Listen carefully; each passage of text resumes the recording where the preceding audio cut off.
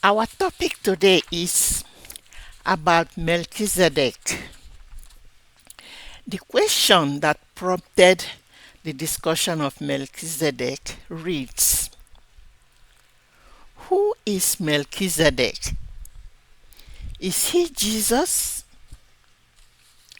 Solution to this question. Questioner, you are not alone on this. Melchizedek is a subject of much speculation, such as whether he is God, is he Jesus, is he an angel, is he one of the elderly, and etc. The person of Melchizedek appeared only once in Genesis to Abraham, according to this Bible verse. And the king of Sodom went out to meet Abraham on his return from the slaughter of Chedorlaomer, and the kings that were with him at the valley of Shechem. And Melchizedek, king of Salem, brought bread and wine, and he was the priest of the Most High God. This is the introduction. And he blessed him and said, Blessed be Abraham of the Most High God, possessor of heaven and earth, and blessed be the Most High God, which has delivered the enemy into your hands. And he gave him tithes of all. It's all in Genesis 14, 17, and 20. Melchizedek appeared to Abraham as the priest of the Most High God. Hence, Abraham revered him by offering him a tenth of the war spoil. After the meeting with Abraham in Genesis, Melchizedek was never seen again until the author of Hebrew gave full details about who Melchizedek is. That he is king of peace, king of righteousness, he is without father, mother, or genealogy,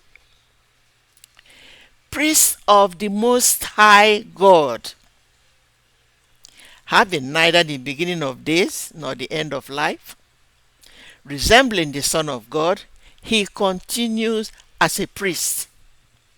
Hebrews 7, 1-3. Melchizedek never practiced the Levitical priesthood. In Exodus 28:1, God told Moses to make Aaron, his brother, and his sons, Nadab, Abihu, Eleazar, and Ithamar, priests to minister unto him. Before that, before Aaron and his sons were appointed priests, people before them offer sacrifice directly to God without a priest. For example, Abel in Genesis 4:4 brought the firstling of his flock, and the Lord had respect for Abel and his offering.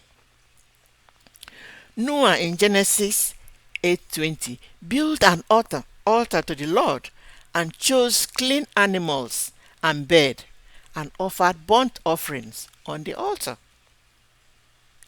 Abraham in Genesis 12:7, the Lord appeared to him and said, To your offering I will give this land. He built an altar for the Lord who had appeared to him. Abraham again in Genesis 13:4 built an altar, and there he worshipped the Lord again. Isaac in Genesis 26:25 built an altar and called upon the name of the Lord. Jacob in Genesis 31:54 offered a sacrifice to God on the mountain and invited everyone to a covenant feast. In Genesis 33:20, Jacob bought a land from the father of Shechem. There he pitched his tent and set up an altar and called it El Elohi Israel. In Genesis 35, 6 to 7, Jacob came to Luz, that is Bethel, in the land of Canaan. He built an altar and called the place El Bethel, because it was there that God revealed himself to him when he was fleeing from his brother Esau. In Genesis 41, 6, Jacob, who became Israel, reached Beersheba, offered sacrifices, not one, sacrifices to God of his father Isaac. Then from Exodus 28, Aaron Levitical priesthood started.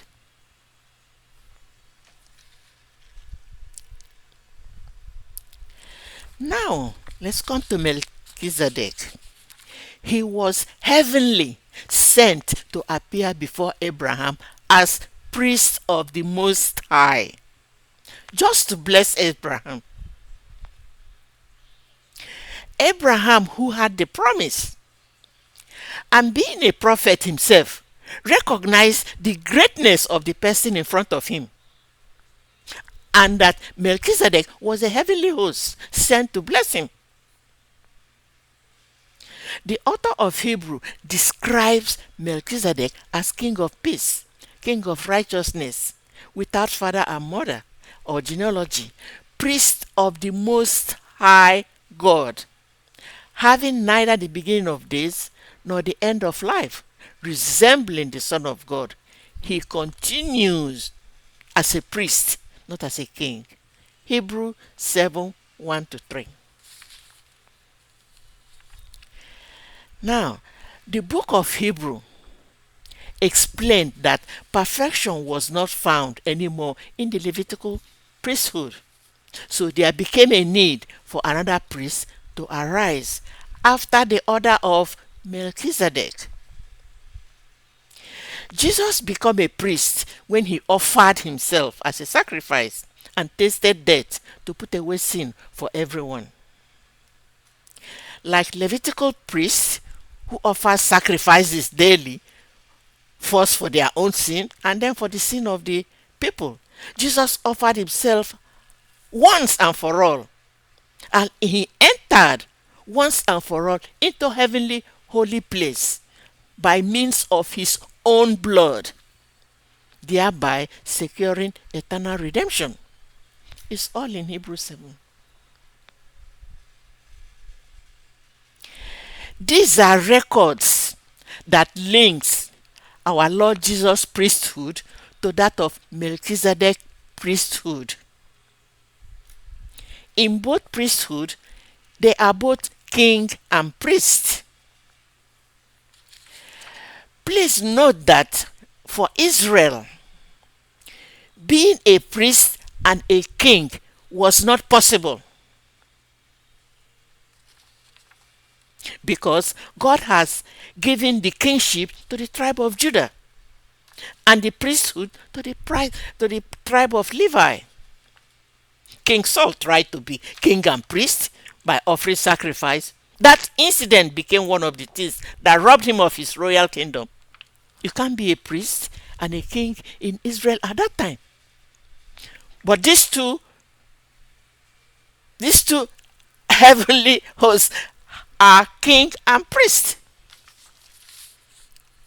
Their sacrifices were done once. Christ on the cross of Calvary, Melchizedek appeared to Abraham as Prince of the Most High God once. Both never practiced the Levitical priesthood or served on altar like prince after the order of Aaron.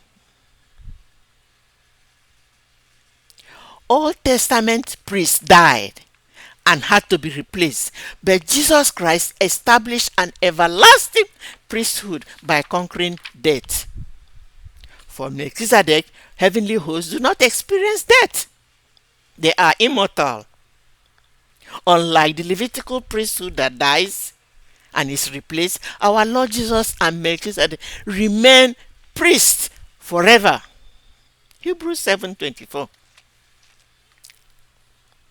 Our Lord Jesus and Melchizedek was not a descendant of Aaron, and they would not have qualified for the Jewish priesthood anyway under the law of Moses. They hold their priesthood permanently because they live forever. Hebrews 7. This comparison is only on priesthood. Priesthood only. That's where they resemble. Only on priesthood. Please stay tuned for the next topic coming up.